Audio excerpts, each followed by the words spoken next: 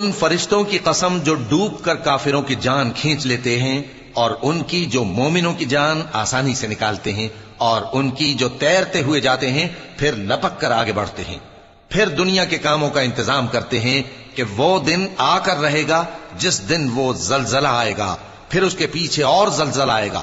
اس دن لوگوں کے دل خوف زدہ ہوں گے اور آنکھیں جھکی ہوئی۔ کافر کہتے ہیں کیا ہم الٹے پاؤں پھر لوٹیں گے؟ بھلا جب ہم کھوکھلی ہڈیاں ہو جائیں گے تو پھر زندہ کیے جائیں گے؟ کہتے ہیں کہ یہ لوٹنا تو سراسر نقصان کر لوٹنا ہوگا۔ تو بس وہ ایک ڈانٹ ہوگی، اس وقت وہ سب میدان حشر میں آ جمع ہوں گے۔ اللہ تم کو موسیٰ کی حکایت پہنچی ہے جب ان کے پروردگار نے ان کو پاک میدان یعنی طویٰ میں پکارا اور حکم دیا کہ فرعون کے پاس جاؤ کہ وہ سرکش ہو رہا ہے، پھر اس سے کہو کہ کیا تو چاہتا ہے کہ پاک ہو جائے اور میں تجھے تیرے پروردگار کا رستہ بتاؤں تاکہ تجھ کو خوف پیدا ہو؟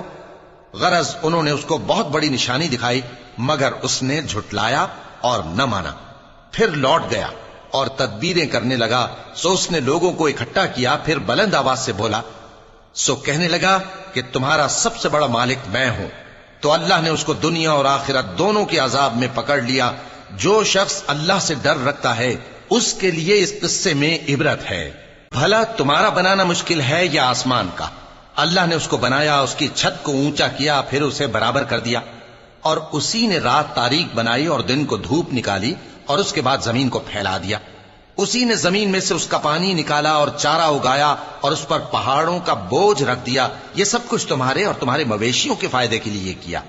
پھر جب وہ بہت بڑی آفت آئے گی اس دن انسان جو محنت وہ کرتا رہا یاد کرے گا، اور دوزخ دیکھنے والے کے سامنے لا کر رکھ دی جائے گی۔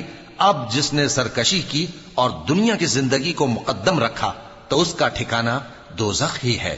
اور جو اپنے پروردگار کے سامنے کھڑے ہونے سے ڈرتا اور نفس کو بیجا خواہشوں سے روکتا رہا تو اس کا ٹھکانہ بہشت ہی ہے۔ اے پیغمبر صلی اللہ علیہ وآلہ وسلم، لوگ تم سے قیامت کے بارے میں پوچھتے ہیں کہ اس کی آمد کب ہے، سو تم اس کے ذکر کی طرف سے کس فکر میں ہو؟ اس کا منتہا یعنی واقع ہونے کا وقت تمہارے پروردگار ہی کو معلوم ہے۔ جو شخص اس سے ڈر رکھتا ہے تم تو اسی کو ڈر سنانے والے ہو۔ جب وہ اس کو دیکھیں گے تو ایسا خیال کریں گے کہ گویا دنیا میں صرف ایک شام یا ایک صبح رہے تھے۔